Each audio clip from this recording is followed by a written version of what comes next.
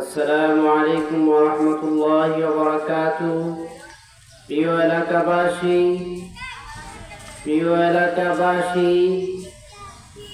আমরা রহমতের বৃষ্টির আশায় যথা সময়ে সালাতুল ইস্তিসকার নামাজ শুরু হবে। আমরা সকলেই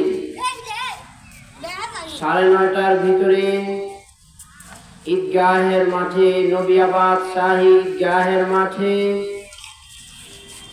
যুবক, শিশু, বৃদ্ধ সকলকে নিয়ে নিজ নিজ দায়িত্বে মুসল্লার সঙ্গে নিয়ে যথা সময়ে আমরা উপস্থিত হয়ে যাই।